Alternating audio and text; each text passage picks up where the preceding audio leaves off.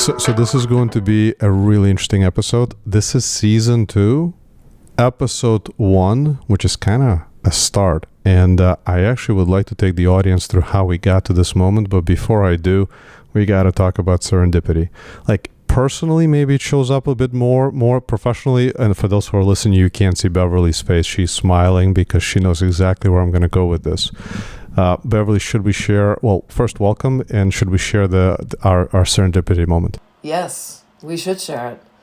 And, so I'll share my experience and how we came to be. Adam, you reached out a few months ago, and it came at such a serendipitous time for me. It was like you were listening out there to a conversation that I had just had. And then I went out on LinkedIn and researched who you were and listened to a couple of your podcasts. And I thought, oh my God, somebody else is thinking about the same things. And not that I thought I was the only one thinking these things, but just again, the connection.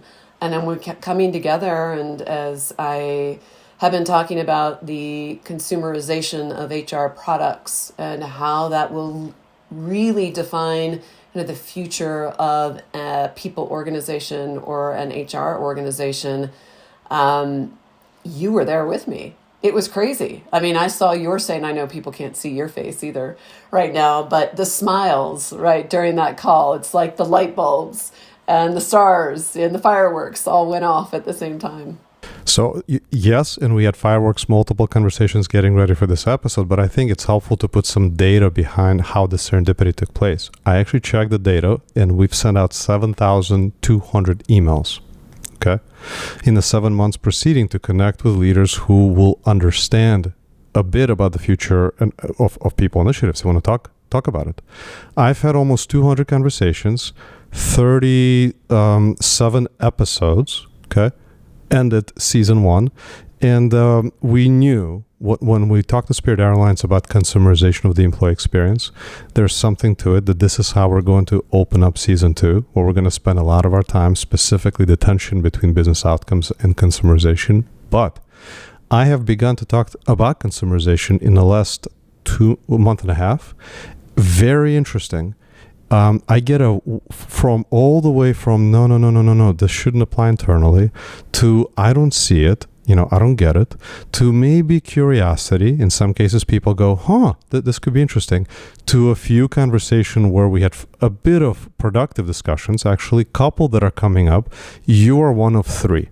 You're one of 3 when I said it, and it was like, whoa, this is it. Let's unpack. So before we do, let's reflect on your background. It doesn't seem like you found HR found you.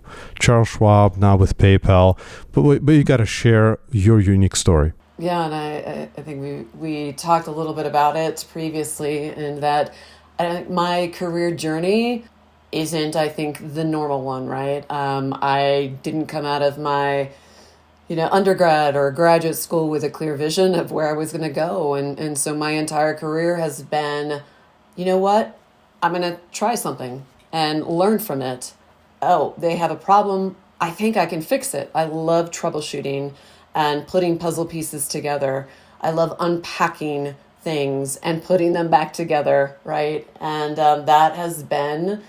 that's how I ended up in HR. And as you mentioned, at Schwab, we had a transformation, and I had just started as a contractor wanting to try something new. I had been in mostly startups previously in the technology sector and doing very different work. And then all of a sudden I was in an HR organization and not really knowing what that meant. So my career in HR over the last, I would say 16 years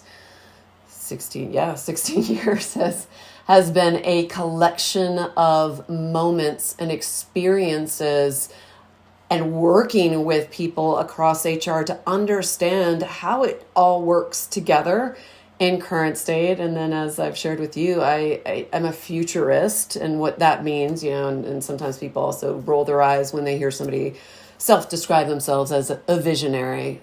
And I get it, right? It's what you do with that vision. It's what you do with the vision of the future and what could be, and then execute on it, right? It's not just the vision, it's an understanding of how you could possibly get from today to tomorrow in implementing that vision over time. And that's what happened to me in HR. And so again, understanding how all of the puzzle pieces fit together and where the opportunities lie, especially in recent years, after I started focusing on change management, right, which is the people side of change and the psychology behind that. And as I've shared many times, and my team is probably sick of hearing me say it, but you can lead a horse to water, but you can't make it drink, and that applies to any kind of change. And so we'll get into the mechanics of, well, what is the whole consumerization of HR products, and, how do you do that, and why is it important? But that's a little bit about my background. And as you know, Adam, and maybe people can feel in my voice, I'm very passionate as well about the future. Absolutely. And we're going to talk about why is now the time. And I also, for the audience, want to just quickly reflect, we say HR. We could also say change management. We could also say talent development. We could talk about even on the operation side. There is a technology perspective. There's all kinds of perspectives. So when we say why is the time now and why is it time to reinvent HR, why is it time to reinvent the way we approach people initiatives? And so then I ask, why not now, right? Now better than ever. And I had been reading over the last couple of weeks as well. There was a recent Gallup employee engagement survey, and it indicated, not surprisingly, that engagement elements with the steepest declines since the onset of the pandemic were clarity of expectations, connection to the mission and purpose of a company, opportunities to learn and grow, and opportunities to do what employees do best. And that's not, we've heard that for years, right? So the reason I bring that up is nothing has changed. These are the exact things that HR has been talking about, at least for the almost 2 decades that I've been in HR. We haven't moved the needle on that. And why is that? Right? And you hear a lot out there around the future, in addition to the future of work, the future of HR. And so how do we get there, and what does that mean? And it's not going to happen overnight, right? It is going to take time. It's going to take years. And it's really about changing the culture and the mindsets of HR professionals as well. So again, ultimately, HR isn't hitting the mark, and culture and people, as we talked about last time, we're changing so quickly. HR isn't keeping up, and so they got to pause. And I know it's difficult when things are moving at Mach speed. HR has to, or people, organization, change management organization has to stop and think, how do we rethink this, right? What are we missing? And that, ultimately, I think, as I have alluded to, it really comes down to 2 things, especially for an HR or people organization. HR is just historically reactive, and it's part of the job sometimes, right? Policies change, laws change, and so a company has to shift quickly to accommodate those pieces.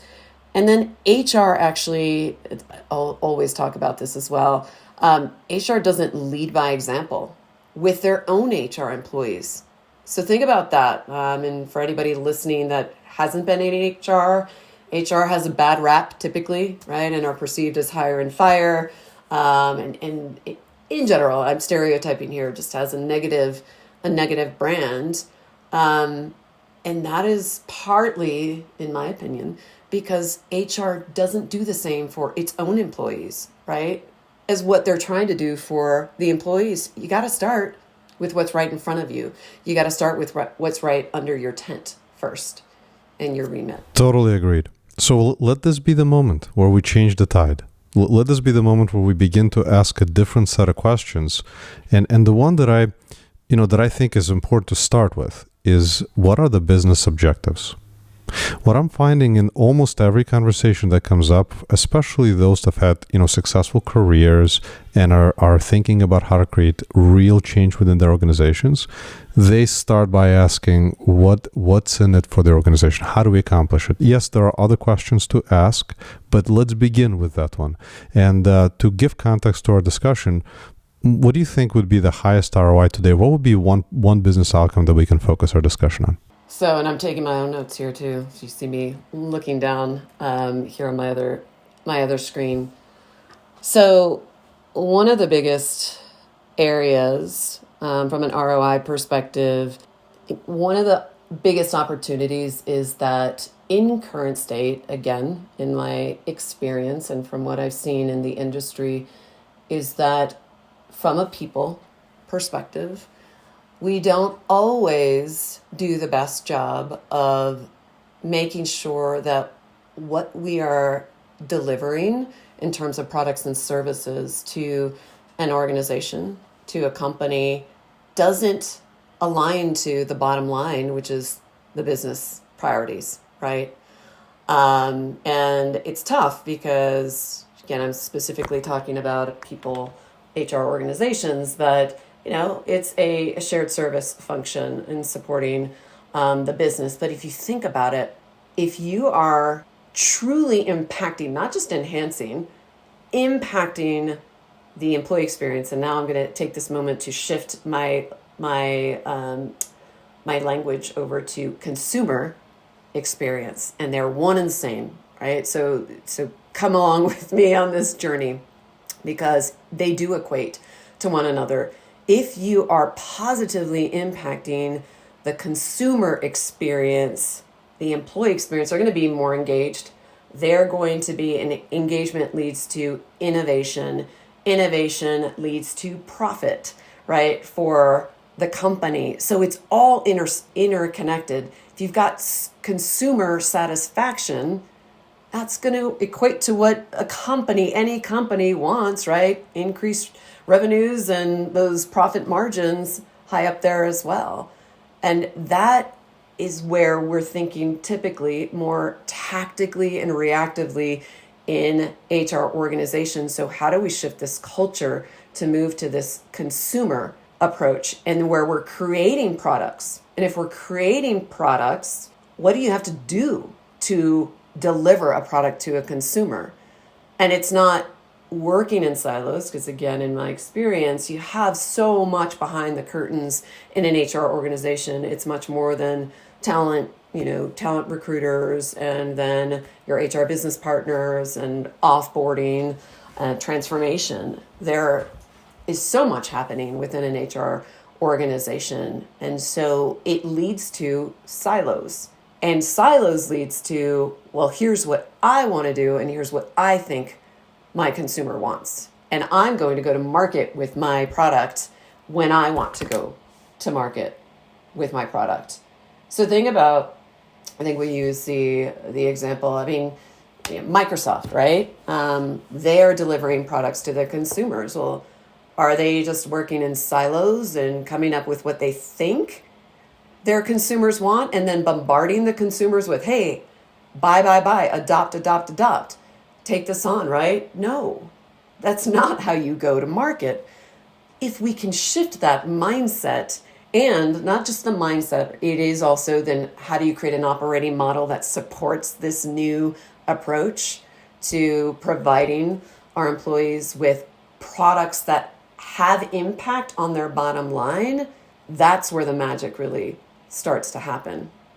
I'm going to pause because I have several other things I want to make sure I touch on here in a second, but I'll breathe.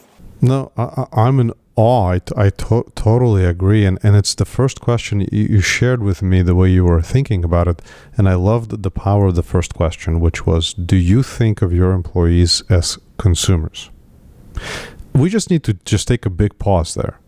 Like, do you care for your customers? Yeah, of course we do. How much effort goes into that care? How many people and resources do we have in how we communicate? Oh, we're data driven. We care about everything. We care about the weather where you live and what you purchased. We care about the age of your kids and your preferences. We care if you're biking or swimming. We care about everything. Whatever data we can obtain will help us show we care, right? And then when it turns to employees, sure, we say we care, and there are some programs that we run. So, and what I love is the kind of the next question, and you know, if we answer the question yes, right, then the next question is where you went, and I just want to just unpack that a little more. It's thinking about HR as a product, thinking about change management as a product, productization. We're not talking about productizing people. We're not talking about productizing the importance of what they do. We're specifically talking about meeting them where they are with whatever product you have. Go to market. You said those words too, and I was like, whoa. I'm a co-founder of an agency out of Chicago. We talk about go to market externally all the time. Have we talked about go to market internally? So how do folks make that shift? And by the way, a bit of your background touched on product. Most people have never touched on product. Those that are in HR, you say think about it as a product. We think, do we immediately know exactly what it means to them? No, certainly not. And I'll use a real life example. And with my own team in the last couple of months they are, for the most part, we started as a change management shop within HR operations. And that's where initially we started to see, well, there's no real impact here to the bottom line. And all of this work is done up front. And then nothing happens after a product, and then I'll talk about some specific examples of products in HR. Nothing is done afterwards, right? How do we know that it's having the impact after it launched? And over time, are we monitoring and analyzing how our consumer base is using our product? Is it how we thought based on the research that we should have done up front before even starting to think about implementation of this product? Are we realizing the impact we thought?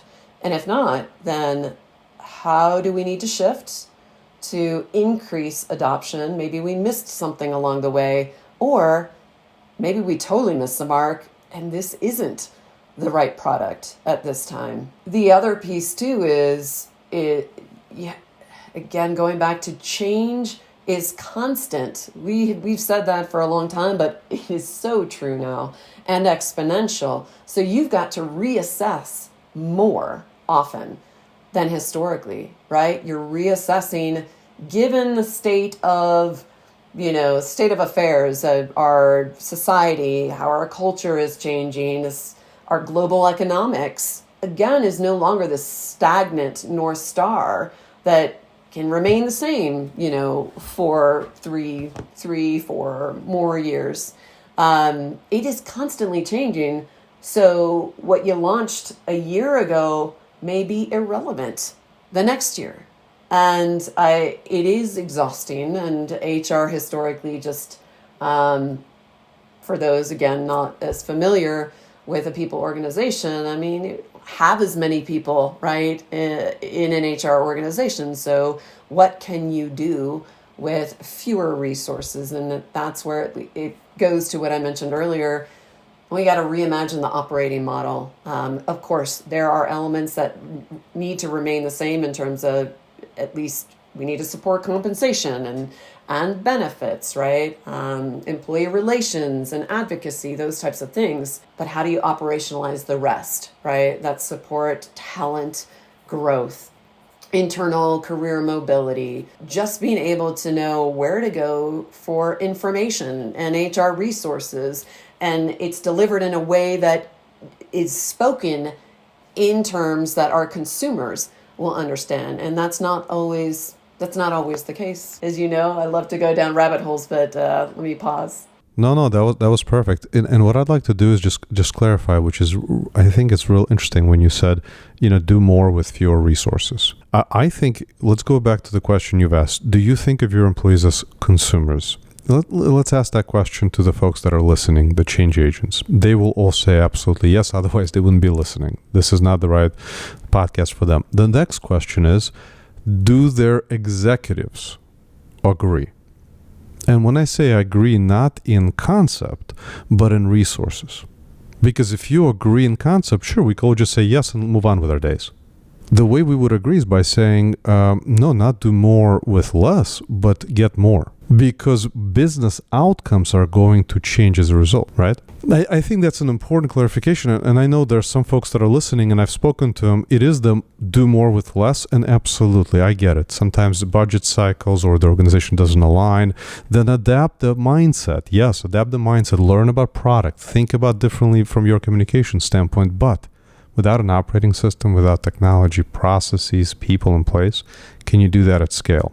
And what I want to talk about is, how would you do this on scale? And I want to turn our attention to something else you and I totally agreed on, and I think most people would. We are avalanched everywhere all the time, personally and professionally. Completely. There isn't a conversation I have where a question of, will they have the time? Will they do this? Do that? Do whatever it is. How do you even reach them? That, to me, has been another interesting question. How do you reach them? Email? Average person at work, 200, 300, however many hundreds of emails they receive? Again, we were talking about this previously. Everyone, no matter what your job is right now, everybody can relate to this, right? It's just information overload anymore, right? You're getting hit from all angles at all times of the day. And so that's another topic we can talk about some other time, but the whole communications, reimagining communications. And I have some colleagues, both current and previous, that have talked about how do you do that in the communications space. And it does tie to something you said earlier, sponsorship at the top, right? How do we do that? But in the absence of that, because there's still information overload, how do you bring, going back to your question, I would think you were getting at, is how do you bring the consumer along, the employee along on the journey without just bombarding them with communications?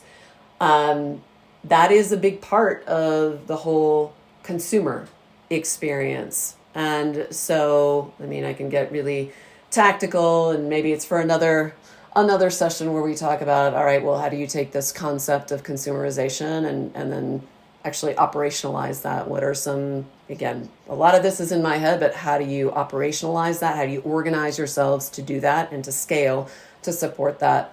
But a big piece, and this ties to change management, is bring them along on the journey. Do a whole bunch of focus groups early on and validate. This is where you start to really understand what is the problem that we're trying to solve for our audience, right? In some cases, it's all employees. Some cases, it's just managers. So you start there.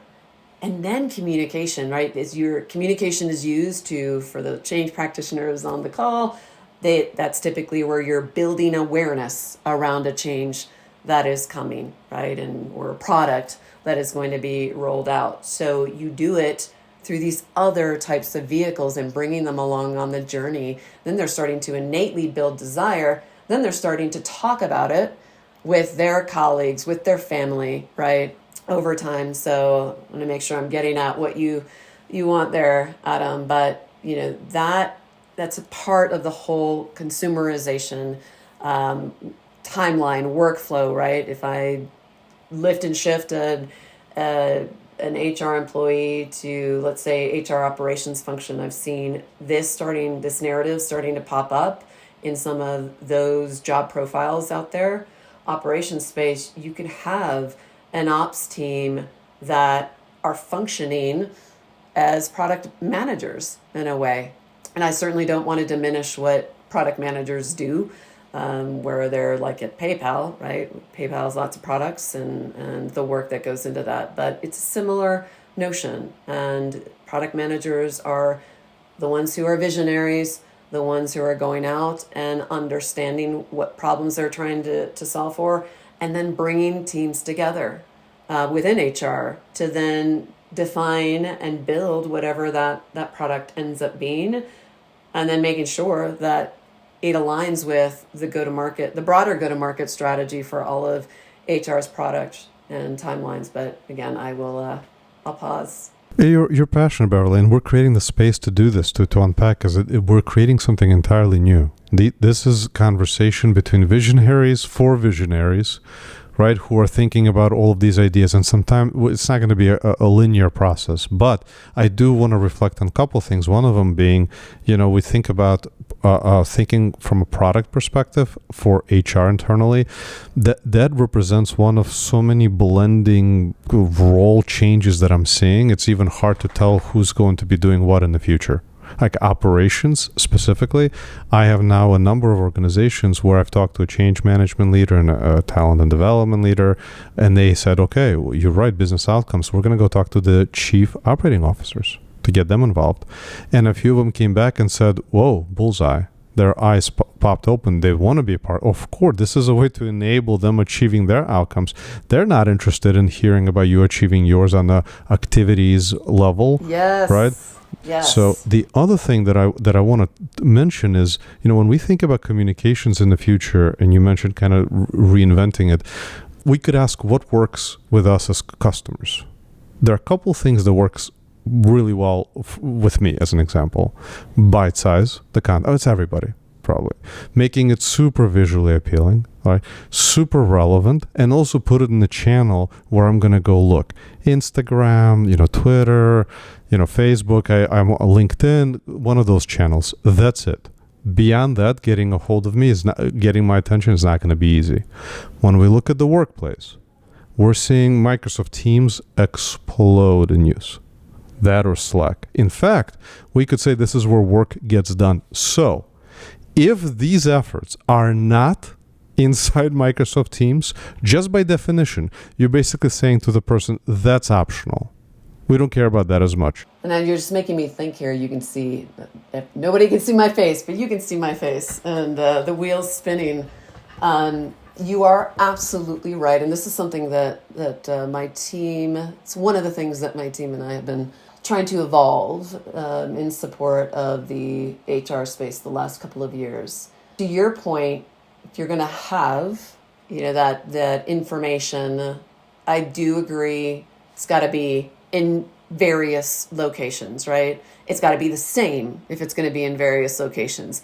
What I have seen and what we were trying to address to enhance the consumer experience too was either centralizing it all in one, what we called HR hub for all HR resources, and then marketing in various channels, like you mentioned, Slack, and obviously we're contained to a certain amount of channels internally. But the consistency is key in what you are communicating and the campaign, we talked about that in our last call, right? Including that as part of your campaign. Let's double click on the campaign. I think that it's worth coming back to, and what you just said, is it the same communication? So let's test it. Is it the same communication throughout, or is it the same maybe to start with? For instance, if you're launching some kind of a talent acceleration program, something where you're trying to get people to raise their hand if they're interested in a certain thing, in certain skill set. Maybe the first communication is the same, but thereafter you have an opportunity to build audiences. Yes. Yeah. So I think it's the managing, making sure you're not over communicating, which I have seen quite a bit. Oh, we're going to send them another reminder. And then it becomes, all right, this is desperation, and I'm still not coming back to the consumer experience. What problem are you trying to solve for me, right? Because that kind of approach, that's where you really have to be thoughtful. That kind of approach then ties to the whole where it's coming from. These are my metrics. This is how we're going to show that we had impact. It's not connected. And that's, again, that's the disconnect, I think, often in this space where we're communicating. And if we've got two topics we're talking about here, right? How you communicate as part of your campaign, but the other piece, tying it to the consumer experience, how do you draw them in? That's the thing, right? It's we're going to build awareness about this product instead of, I'm going to draw you in. and connect for you why you need this product and how this product will solve X, Y, and Z for you. Because right now it's a lot of like, oh, we just launched this program and it's amazing. Sign up, go sign up, and it's going to help in your career. It's going to help you grow these skill sets. Well, how does that tie to the bottom line for me though? Why do I want to go, as an example, go take this training program? I got my work to do. So for, again, thinking about the employee experience, I don't have time. I don't have time to take trainings. So L&D often looks at, I've got a learning dashboard and it's showing me how many people are registering and taking these trainings.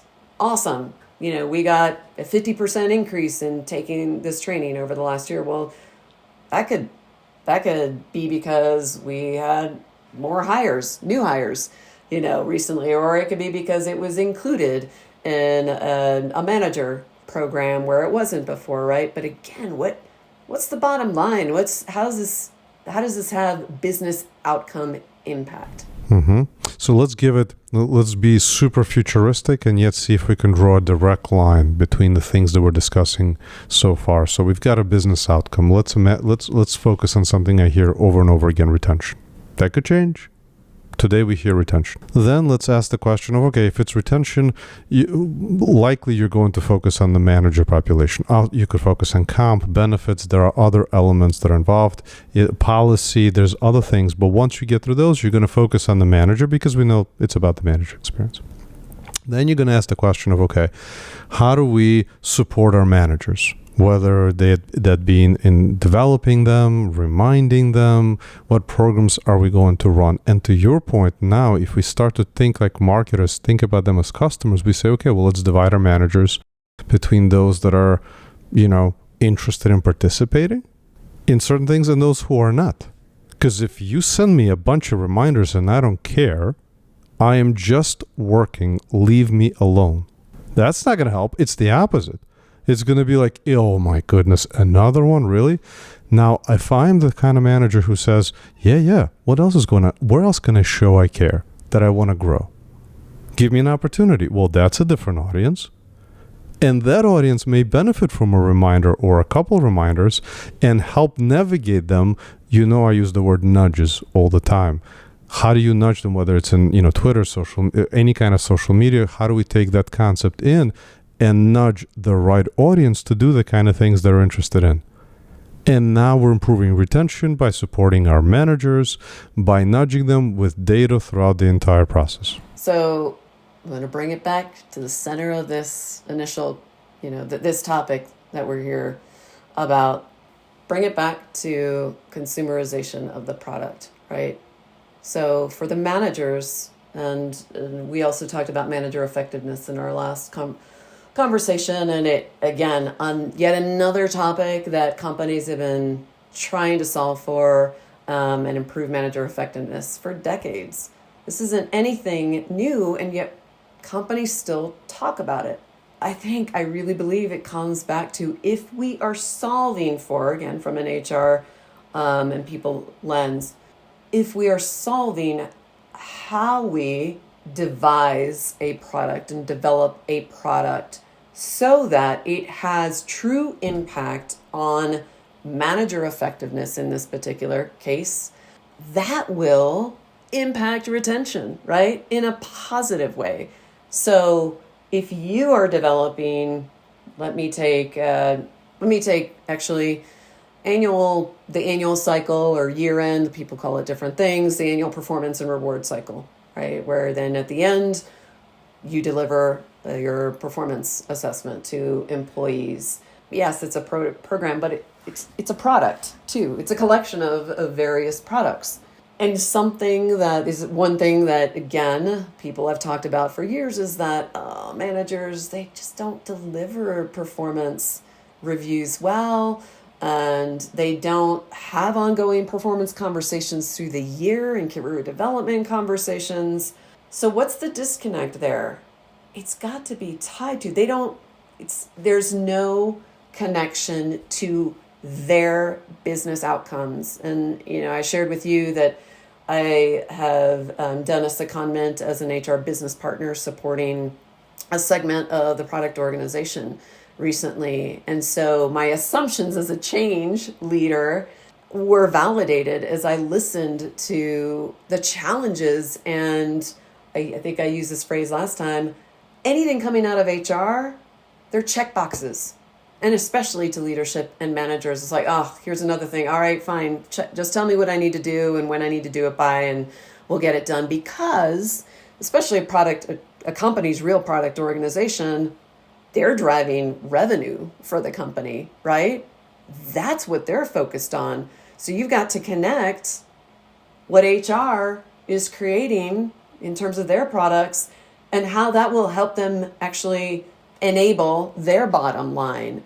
And so their effect, going back to your question around managers and retention. So if we're creating products that are actually really helping managers hit that bottom line, and some of their people, they'll have their own kind of people or talent pillar in their annual business strategies. Retention is always typically one of them, right? And so if we can really have impact from our HR products to elevate X, Y, and Z within the manager population, that will innately have impact on their employees and employees being retained, right? Because then managers will help develop their careers. Managers will help employees with internal mobility, right? And I know that's something that companies are also trying to up level instead of, I think, I don't know if I saw the 20% or 40% mark. So really focusing on that. And right now they don't.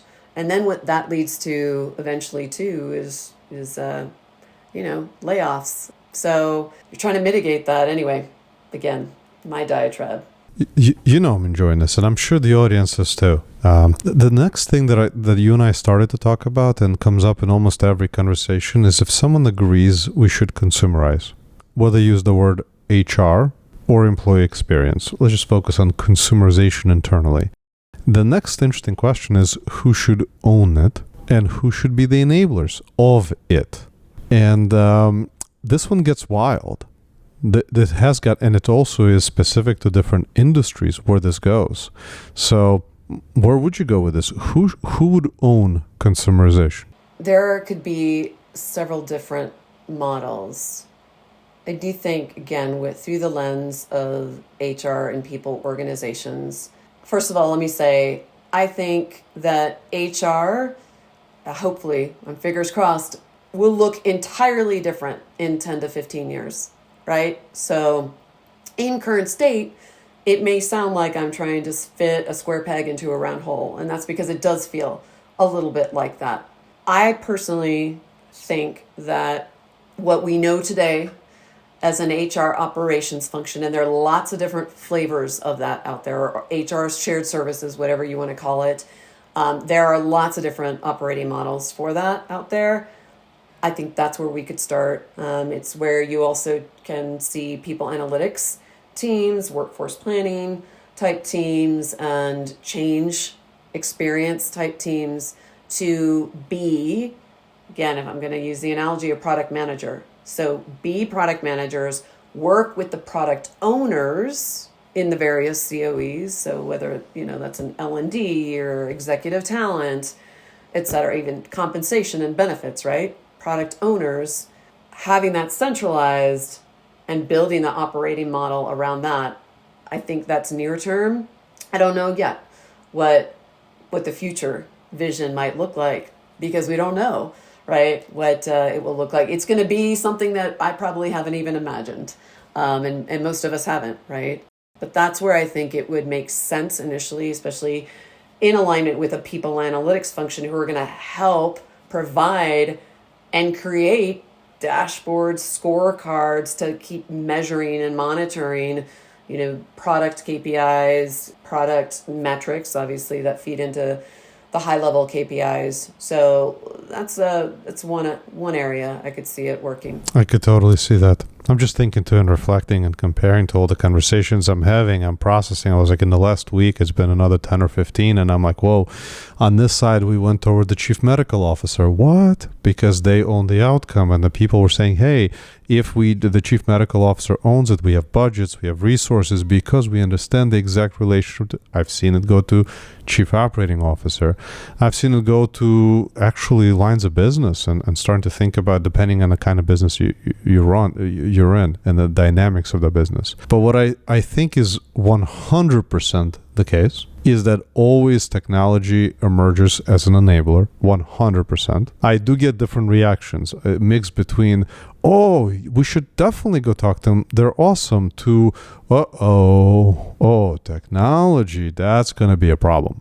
We're going to need to reinvent in a different way. And then the new one that has been coming up more and more, and yes, I am bringing it up, so maybe that's partially why it's coming up, is marketing. What if we were to bring the resources, the capabilities, and there are also various models, either partnering with marketing or hiring product managers, like literally saying, okay, we run an internal product called ABC. How do we staff it as we would? Is there a user experience? Totally. Yeah. Yeah. Yeah. Is there an A/B testing of different? Yeah. There's probably A/B testing. How much do we know about the person? Well, how could we find out more? I could totally see you just triggered again. It's a shame people can't see our faces because they'd be laughing and smiling with us. But you gave me a thought around a hub and spoke type model. So let's even call it. Let's just throw something out there that may not exist, but let's call it the employee experience organization, right? It's not in HR or any other function. And to your point, right, we're ideating here, we're innovating together, but to your point, could have similar type roles to what you're saying, right? Product managers. And so farming them out and aligning them to the various organizations, like an HR organization, like a technology organization. If you have a product organization, that could be interesting. Again, you can't see my face, I'm solving for that, but where then you have one consistent approach to productization of internal products or consumerization of internal products, and centralizing that. Again, I came at it since it's what I'm hoping to do in the near future is consumerization of HR products, but certainly looking at it more broadly for a company to do it internally for their employees and in maybe a hub and spoke model. We thought about the title for this episode to be, do you think of employees as consumers? I think the way this entire conversation has been about, do we consumerize HR?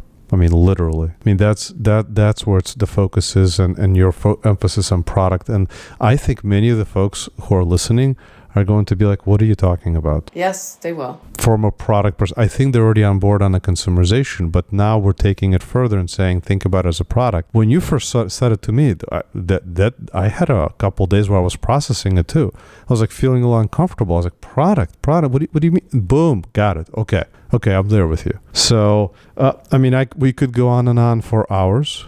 Beverly, there's no question, and I hope we will continue, and I hope that we bring together more folks like who think about these questions in person, have a conference, and continue the journey. But what advice, at the end I like to ask, again, think about the agents of change inside organizations. They're listening.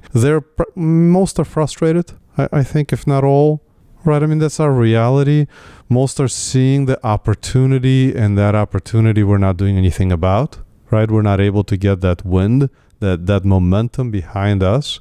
What advice, and I know you're on a journey, we're all on a journey, what advice would you give them? Here's how I'll frame it, because it's what I'm going to do for myself. And I mean, again, totally relate to the frustration of not being able to get anything over the finish line, of not having the impact we know we can have. I really feel like you've got to test and learn, maybe a smaller shop, to show how it can work.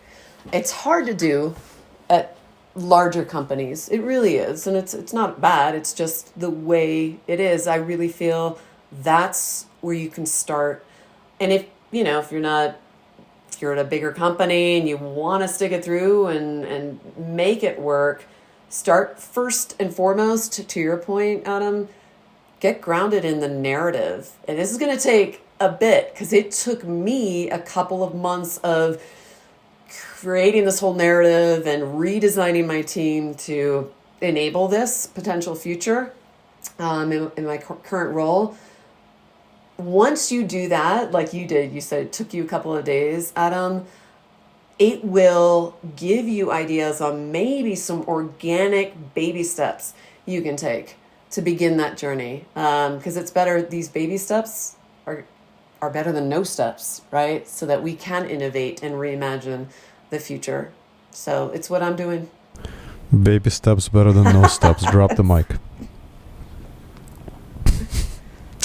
Beverly, this was fun. Thank you so much for the time. And I can't wait for our next conversation. So to be continued. Over now.